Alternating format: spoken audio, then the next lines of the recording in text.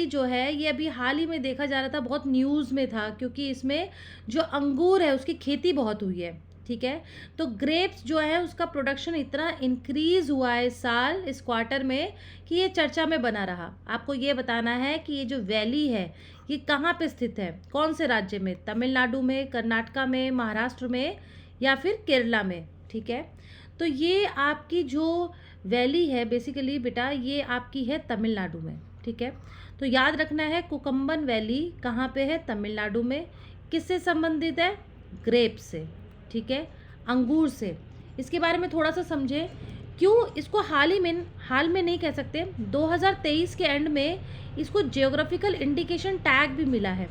GI tag मिलने से इसकी इम्पोर्टेंस और भी बढ़ गई है। तो या तो आपका क्वेश्चन पूछेगा यहाँ से या फिर दूसरा कि ये कौन से राज्य में है। तो जीआई टैग क्या होता है, जीआई की फुल फॉर्म क्या होती है, जियोग्राफिकल इंडिकेशन, ठीक है। किसी भौगोलिक में एक ऐसा नाम, एक ऐसा साइन जो इंडिकेट कर रहा है उस प्रोडक्ट के बारे में, ठीक है। वो जो प्रोडक्ट है वो एक ऐसा प्रोडक्ट है जो सिर्फ एक स्पेसिफिक ज्योग्राफिकल लोकेशन पे ही स्थित है और उसका ओरिजिन वही है, वो कहीं और नहीं मिलता है, ठीक है। तो जब कोई चीज़ किसी जगह पे मिलती है तो उसकी इम्पोर्टेंस बढ़ जाती है, उस रीजन की इम्पोर्टेंस बढ़ जाती है। तो ये एक कुल मिलाकर आपका जीआई टैग है। भारत में न जाने कितने प्रोडक्ट्स को जीआई टैग मिल चुका है, हर राज्य में जीआई टैग है, कई प्रोडक्ट्स में है। ये ज़रूरी नहीं है हर राज्य के हो, लगभग सभी के हैं, ठीक है। अब और इसमें इम्पॉर्टेंट क्या है फैक्ट जानना, इसका नाम मस्कट हैम्बर्ग पनीर थिरात चाय, ठीक है। तो ये थिरत चाय है, इसको पनीर, इसको इसके नाम से जाना जाता है। ये इम्पॉर्टेंट है क्योंकि इसको जीआई टैग इसको मिला, इस शब्द को, इस प्रोडक्ट का जो नाम है इस ग्रेप्स का, क्योंकि अंगूर तो बहुत सारे हैं, ठीक है। जो पनीर थिरात चाय है इसको मिला है आपका जीआई टैग। इसका प्रोडक्शन कहाँ होता है, इसका प्रोडक्शन तमिलनाडु में होता है, ठीक है।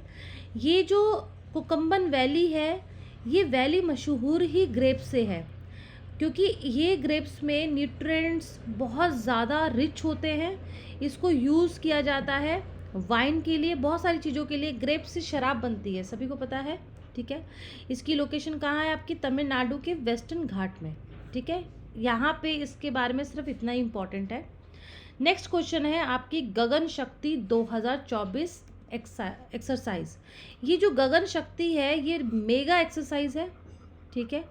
मेगा एक्सरसाइज है, पूरे 10 दिन तक चलेगी, 10 दिन तक चलेगी ये एक्सरसाइज, ठीक है। 1 अप्रैल से स्टार्ट हो चुकी है, भारत के जगह जगह कोने पे स्टार्ट होगी। लेकिन अभी ये कहाँ से शुरुआत हुई है इसकी शुरुआत कहाँ से हुई है ये पता लगाना है। इसकी शुरुआत हुई है पोखरन से, ठीक है। ये पोखरन कहाँ है, ये आपका जैसलमेर में है। वहाँ पे ये टेस्ट किए जा रहे हैं इस पूरे मेगा एक्सरसाइज में, जो इंडियन एयरफोर्स ने जो है ऑर्गेनाइज कर रही है। और इसमें बात ये भी है कि इंडियन आर्मी इसको हेल्प करेगी, लॉजिस्टिकल सपोर्ट भी देगी, ठीक है। जिसकी वजह से इंश्योर होगा हर सेक्टर की synergy for operational rail mobilisation, ठीक है। तो इसमें कुछ नहीं जानना है। IAF इंडियन एयरफोर्स जो है उसने कंडक्ट किया है गगन शक्ति 2024, ठीक है। 5 साल में एक बार होती है, पिछली बार ये 2018 में हुई थी, ठीक है। ये आपकी 10 दिन तक चलेगी। अभी फ़िलहाल ये स्टार्ट है कहाँ पे, Pokhran fields firing range, Jaisalmer, Rajasthan, ठीक है। चलिए 10,000 अप्रॉक्सीमेट जो एयरमैन है वो इसमें पार्टिसिपेट करेंगे। बहुत ही, मैं बता रही हूँ, ये बहुत बड़ी मेगा एक्सरसाइज है 10 दिन की, ठीक है। इसमें और फैक्ट इम्पॉर्टेंट नहीं है। नेक्स्ट है, एक टूर्नामेंट हुआ है, एक ऐसा मैच है जो चेस मैच है, ठीक है, जिसका नाम है international chess federation rated chess tournament. ये किस इंस्टीट्यूट ने ऑर्गेनाइज होस्ट किया है ये आपको बताना है, ठीक है। ऑर्गेनाइज किया है IIT मद्रास, कानपुर, दिल्ली, हैदराबाद। तो सही आंसर आपका ये है IIT मद्रास। IIT मद्रास ने इसको ऑर्गेनाइज किया। ये 6th शास्त्र रैपिड FIDE है जो चेस टूर्नामेंट है। 30 मार्च से लेके 31 मार्च तक रहा चेन्नई में, ठीक है। और IIT मद्रास ने इसे ऑर्गेनाइज किया। इसमें 35 अप्रॉक्स प्लेयर्स थे। इतना इतना डीप में नहीं पूछेगा, बस इतना याद रखना है कि आईआईटी मद्रास ने इसका ऑर्गेनाइज किया। नेक्स्ट आता है स्टारगेट। ये स्टारगेट है क्या? स्टारगेट एक सुपर कंप्यूटर है, ठीक है। ये इम्पॉर्टेंट इसलिए है क्योंकि ये आर्टिफिशियल इंटेलिजेंस सुपर कंप्यूटर है। ना ये ब्लैक होल है, ना मेट्रोलॉजिकल सैटेलाइट है, ना न्यूक्लियर पावर्ड सबमरीन है। This is AI super computer जिसे माइक्रोसॉफ्ट बना रही है। और ओपन एआई जो है ये भी दो कंपनी है, ये आपका एक रिसर्च ऑर्गेनाइजेशन है, 2015 में आया था। ये मिलकर जो है इसको क्रिएट कर रही है स्टारगेट को। ये एक एआई सुपर कंप्यूटर है, ठीक है, जिसका जो कब लॉन्च होगा, 2028 में लॉन्च होगा, ठीक है। ये याद रखना है कब लॉन्च हो जाएगा, 2028, यानी अभी क्या चल रहा है 24, 4 साल बाद ये लॉन्च होगा। इसका एम है to surpass existing data centres capabilities by 100 times. जो डेटा सेंटर्स हैं उसका कलेक्शन, उसकी कैपेबिलिटीज अभी कितना है, उसके भी 100 गुना टाइम्स उसको ये सुपर कंप्यूटर रिप्लेस करेगा। ये 5 फेजेस में डिवाइड होगा, ठीक है। Stargate as the 5th a smaller 4th phase super computer is slated for release in 2026, ठीक है। चलिए जी, ठीक है, इसके में इतना ही जानना है। नेक्स्ट चलते हैं। अभी इंटरनेशनल कल्चर अवार्ड 2024 मिला है, किसको मिला है?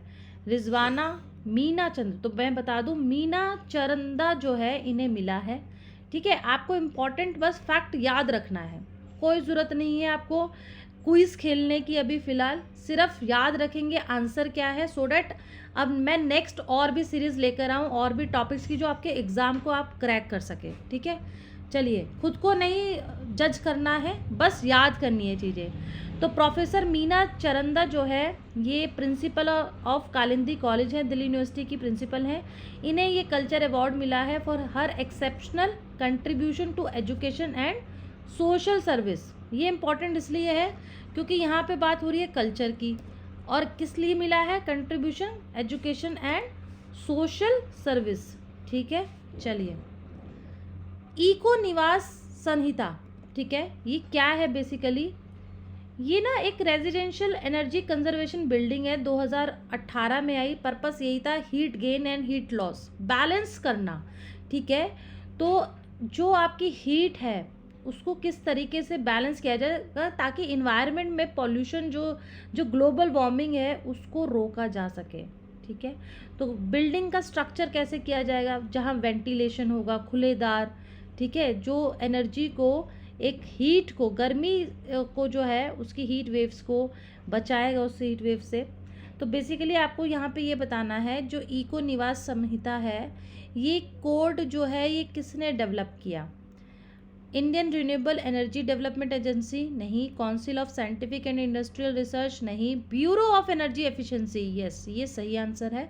ब्यूरो ऑफ एनर्जी एफिशिएंसी ने इसको डेवलप किया है, ठीक है। ये एक ऐसा मेजरमेंट कह लो जो इंट्रोड्यूस कर रहा है रेजिडेंशियल एनवेलप ट्रांसमिटेंस वैल्यू। एक मेट्रिक है जो मेज़र करेगा हीट ट्रांसफ़र, जो बिल्डिंग्स में हीट ट्रांसफ़र होती है उसको ये मेज़र करेगा, इम्पॉर्टेंट फैक्ट है, ठीक है। और यहाँ पे 2018 में जब पार्ट 1 आया उसने फोकस किया था एक ऐसा एनवेलप डिज़ाइन, और पार्ट 2 जो है वो एक कोड कंप्लायंस एड्रेस कर रहा है, ठीक है, और इलेक्ट्रोमैकेनिकल सिस्टम। पहले वाला पार्ट 1 में था एनवेलप डिज़ाइन, पार्ट 2 जो 2021 में आया उसका था एक कोड कंप्लायंस करना, ठीक है। तो जितनी RETV वैल्यू कम होगी वो कूलर इंडोर इन्वायरमेंट को इन्फ्लुएंस करेगा, ठीक है। एनर्जी यूजेस को डिक्रीज़ करेगा, क्योंकि एफिशिएंटली एनर्जी को यूज़ करना ही हर एक बिल्डिंग का एक मेन पर्पस होना चाहिए। तो वही ये एक मेज़रमेंट यहाँ पे सेट किया जा रहा है। कुछ नहीं याद रखना है, बस हीट ट्रांसफ़र को किस तरीके से मेज़र करना है वो ये आपका इको निवास संहिता, यानी कि इको फ्रेंडली निवास यानी घर। आप जिस बिल्डिंग में जो फ्लैट है आपका वो इको फ्रेंडली होना चाहिए, बेसिकली यही एक पर्पस है इसमें।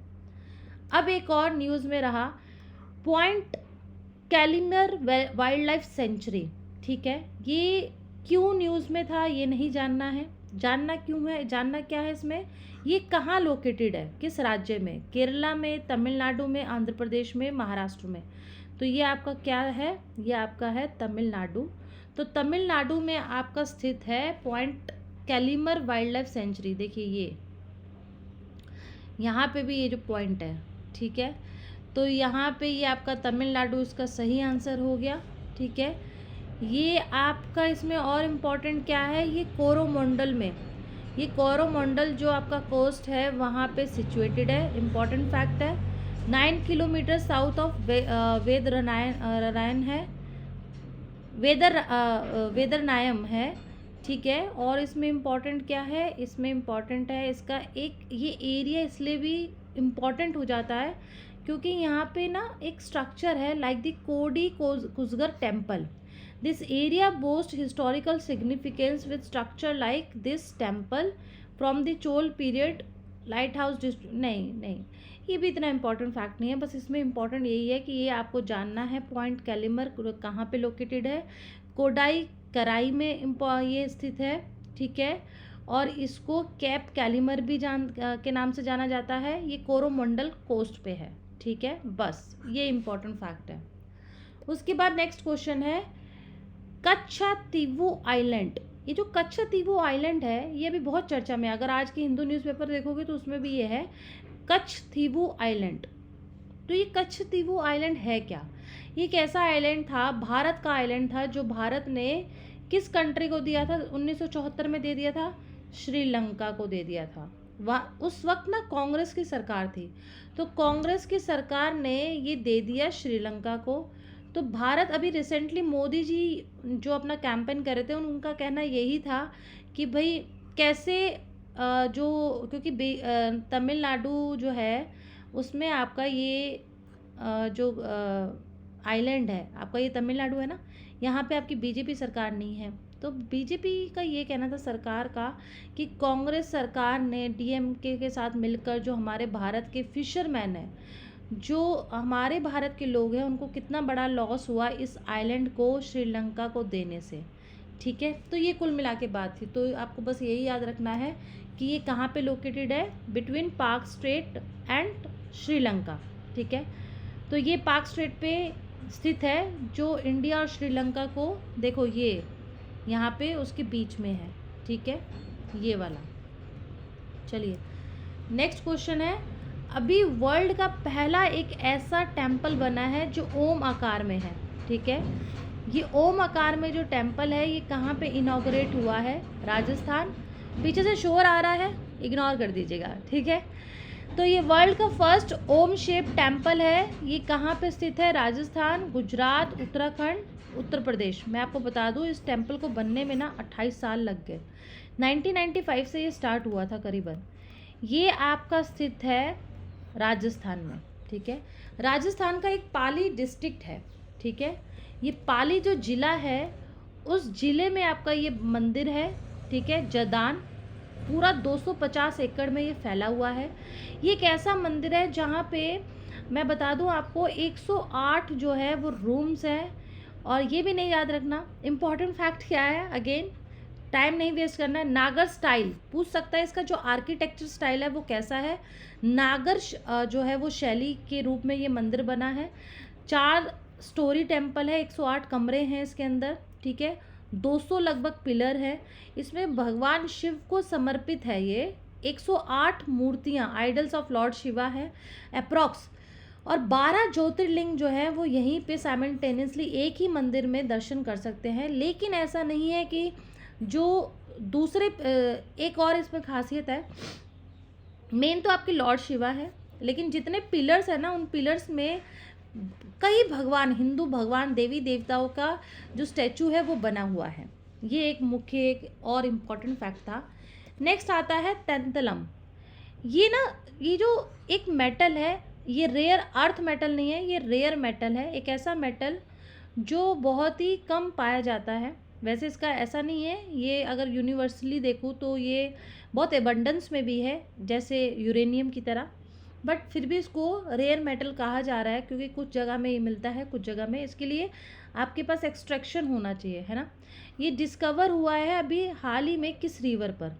हो क्या रहा था, आईआईटी पंजाब रिसर्चर्स कुछ और रिसर्च कर रहे थे, सॉइल और क्लाइमेट चेंज का, सॉइल का पैटर्न सर्च कर रहे थे रिवर में, लेकिन उन्हें पा गया कुछ और वो कुछ और में था तैंतलम।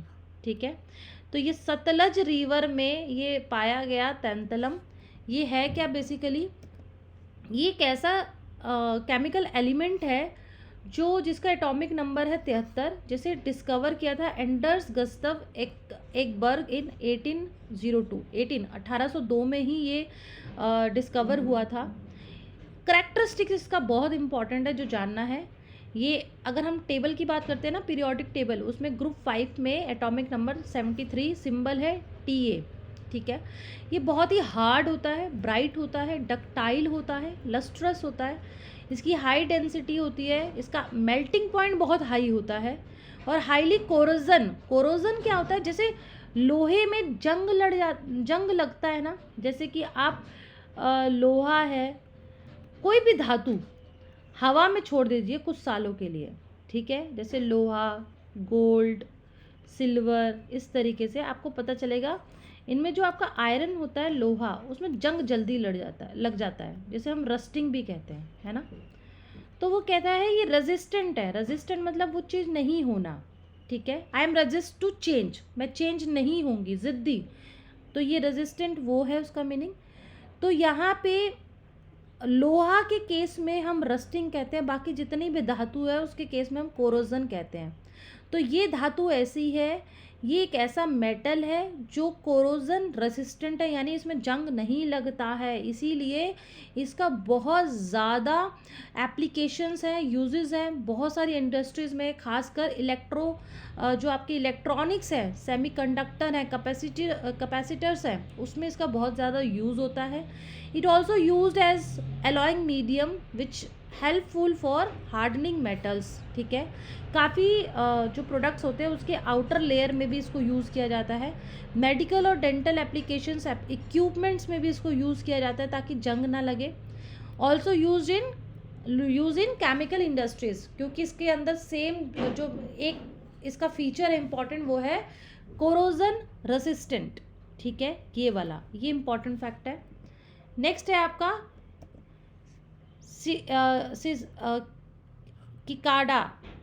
सिकाडा है ये, सॉरी, सिकाडा।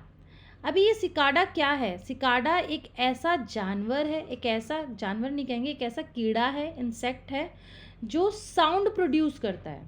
ठीक है, ये साउंड प्रोड्यूस करता है, ये वो इंसेक्ट है। तो ये इसमें इम्पॉर्टेंट क्या है जो आपके एग्ज़ाम में पूछा जा सकता है, एक तो ये हर्बीवोरस है। ठीक है, ये प्लांट वगैरह खाता है, ये ओमनीवोरस नहीं है। ठीक है, ये हर्बीवोरस है, कार्निवोरस भी नहीं है, ये सिर्फ प्लांट्स, वेजिटेबल चीज़ें खाता है। ठीक है, और इसका जो और इसमें हैबिटेट में कैनोपी ड्वेलर्स है, नेचुरल फॉरेस्ट और बड़े बड़े लंबे लंबे ट्रीज़ पे रहता है ये। ठीक है, और ये किस फैमिली से बिलोंग करता है, सिकाडिया फैमिली से बिलोंग करता है।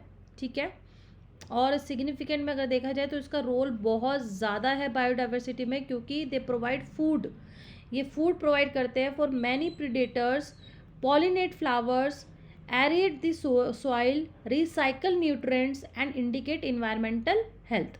ठीक है, और थ्रेट्स में अगर हम जाएँ तो क्या क्या मेजर थ्रेट्स है, human development activities, climate change, various uses of chemicals, pesticides, herbicides and fungicides which contaminate the soil and water, which affects ultimately health and survival of this cicadas and their host plants. ठीक है जी, next question है कोविनेट। कोविनेट basically क्या है, ये एक ऐसा network है जो कोरोना वायरस का, मतलब कोरोना वायरस हम सब जानते हैं, कोविड-19 आया। ठीक है, तो ये उसके वेरिएंट्स वायरस के चलते ही जा रहे हैं, बंद नहीं हुए हैं। तो उसका कलेक्शन, उस वायरस की पूरी इंफॉर्मेशन, पूरा एक कलेक्शन रखना, एक ऐसा डेटाबेस मेंटेन करना जो एक दूसरे कंट्रीज़ को सूचित कर सके। ठीक है, तो बेसिकली ये कोविनेट किसने लॉन्च किया है, ये वर्ल्ड आपका जो हेल्थ ऑर्गेनाइजेशन है ये उसका नेटवर्क है, ठीक है। इसका नाम है कोरोना वायरस कोवी नेट, से मतलब नेटवर्क। मेन है पर्पस क्या, सर्विलेंस प्रोग्राम, एक ऐसा सर्विलेंस, एक ऐसा मॉनिटरिंग सिस्टम ऑर्गेनाइज करना जो इस पर नज़र बना सके सार्स कोव 2 पे, MERS CoV and novel corona virus of public health importance, ठीक है। सार्स की फुल फॉर्म याद रखना है severe acute respiratory syndrome corona virus, सभी को पता होगा, ठीक है। ये वही वायरस था जिसने कई लोगों की जान ली थी इस कोरोना वायरस डिसीज़ 2019 में, ठीक है। और मर्स की फुल फॉर्म क्या है, middle east respiratory syndrome related corona virus, ठीक है। ये भी एक वायरस है जो मिडल ईस्ट जो आपकी रिस्पायरेटरी सिंड्रोम है उसने इसको क्रिएट किया, ठीक है। तो आपको बस इन दोनों का अगर जिक्र है तो इन दोनों का न्यूज़ में, तो आपको इसका नाम याद होना चाहिए। उसके बाद अभी किस कंपनी, स्पेस कंपनी ने लॉन्च किया है, सक्सेसफुली टेस्ट फायर्ड किया Kalam 250 at the propulsion test bed of the ISRO. तो ये आपका किया है ये स्काई रूट एरोस्पेस ने, ठीक है। आपको बस नाम याद रखना है, स्काई रूट एरोस्पेस ने ये सक्सेसफुली टेस्ट फायर कंडक्ट किया था Kalam 250 at ISRO Satish Dhawan centre, space centre, ठीक है। ये second stage of the Vikram 1 space है which launched vehicle features a carbon composite rocket motor, EPDM thermal protection and precision thrust vector control, ठीक है। Important है ये, इसमें इतना ही जानना है। वानाक्राई पेटिया इंटरनल ब्लू, ये न्यूज़ में देखे गए, ये है क्या बेसिकली, ये साइबर अटैक हुआ क्या, जब साइबर अटैक हुआ, जो वानाक्राई के बारे में अगर मैं बताऊं तो ये वानाक्राई रैंसमवेयर था जो 2017 में हुआ था। इसका पर्पस क्या था कि इसने क्या किया, इसने ना कुछ कंप्यूटर्स जो माइक्रोसॉफ्ट विंडो ऑपरेटिंग सिस्टम थे उसको हैक किया, उसके डाटा को इनक्रिप्ट, डाटा को उसकी डाटा ही इनक्रिप्ट कर लिया, उसको हैक कर दिया, उसको एक्सेस ही नहीं करने दिया गया यूज़र्स को, उस ऑपरेटिंग सिस्टम को, और कहा कि तब यूज़ करने दिया जाएगा जब उसको रैंसम पेमेंट है ना, जब उसको पेमेंट दिया जाएगा बिटकॉइन क्रिप्टो करेंसी में। एक कहते हैं ना धमकी देते हैं भैया तो इतना फिरौती, तो ये फिरौती का एक नया तरीका है साइबर अटैक का, जैसे आपका कोई मोबाइल का डाटा एक्सेस ही ना करने दिया जाए, हैक कर लिया जाए, है ना, और वो हैकर आपसे रैंसम मांगे, तो वो भी मांगे किस में, किस फॉर्म में, रुपया नहीं मांग रहा, बिटकॉइन क्रिप्टो करेंसी कह रहा है कि क्रिप्टो करेंसी दे दो मुझे। तो ये आपका है वानाक्राई रैंसमवेयर। ऐसे ही ये प्रोपोगेटेड हुआ था इंटरनल ब्लू के माध्यम से, ठीक है, जिसने आपका exploit in older window system किया which released by the shadow brokers a few months period to the attack, ठीक है। तो ये आपका वानाक्राई हुआ, इंटरनल ब्लू हुआ, पेटिया हुआ, ये आपका पेटिया, ये सारा किससे रिलेटेड है, आपका साइबर अटैक से। मैं आपको ये पीडीएफ दे दूंगी तो आप एक बार डिटेल में पढ़ लेना, ठीक है। नेक्स्ट क्वेश्चन आपका है international transgender day of visibility, ठीक है। ये कब मनाया जाता है, 31 मार्च, 29 मार्च, 13 मार्च या फिर 3 अप्रैल। तो ये आपका होता है 31 मार्च को, 2009 से ये सेलिब्रेट किया जा रहा है। ये इसका मेन पर्पस क्या है, celebrating transgender people and raising awareness of the discrimination faced by these people world wide as well as the celebration of their contribution to the society. चलिए जी, अब एक आपका recently food wastage index report, food waste index report 2024 आई है। ये 3rd report है, 2021-22 और ये 24-23 में नहीं आई, 22 के बाद सीधा 24 आई है। ये किसने रिलीज़ किया है, ये इंपॉर्टेंट है, यूपीएससी भी इवन पूछ देता है इस तरीके के क्वेश्चन, ठीक है। United Nations Environment Programme, World Bank, International Monetary Fund, Food and Agriculture Organization, तो ये आपका किया है यूनैप ने, ठीक है। यूनैप ने ये लॉन्च किया है, बट किसके साथ मिलकर, WRAP waste and resource action programme, ये एक यूके बेस्ड एनजीओ है, नॉन प्रॉफिट ऑर्गेनाइजेशन, तो दोनों ने मिलके ये रिलीज़ किया है report ahead of the International Day of Zero Waste. 30 March को मैं बता दूं आपका एक इंटरनेशनल डे था ज़ीरो वेस्ट का, खाने की बर्बादी नहीं करनी। पूछ सकता है पहली बार कब आया था, पहला लॉन्च हुआ था 2021 में, उसके बाद आपका आया था फिर ये 2022 में। मेन पर्पस क्या है, कहीं ना कहीं जो फूड वेस्ट है उसको हाफ कर देना by 2030 in line with the sustainable goal 12। ठीक है, जो आपका 12 गोल है, 17 गोल है टोटल, उसके अंदर जो 12वां है आपका, उसका ये है पेन पर्पस थर्ड में, उसके भी पार्ट है, सब पार्ट, कि भाई फूड वेस्टेज को रिड्यूस करना है। ये ट्रैक करता है ग्लोबल और नेशनल जनरेशन को कि भैया फूड लोग कैसे वेस्ट, कितना उसका सही तरीके से यूज़ कर रहे हैं, किस किस तरीके से। 3 इसमें कैटेगरी हैं, 3 हैंड है, जैसे कि इसके अंदर रिटेल है and consumer, house holds and food services level. ठीक है, तो इसमें डिटेल में नहीं जाना है, बस इतना याद रखना है, ये फोकस करता है वेस्ट को which occurring at the retail and consumer levels including households and food services. ठीक है, घरों में भी बहुत ज़्यादा फूड की वेस्टेज होती है ना। तो इसके साथ हम यहाँ करंट अफेयर का क्लास ख़त्म करते हैं। आई होप अच्छा लगा होगा।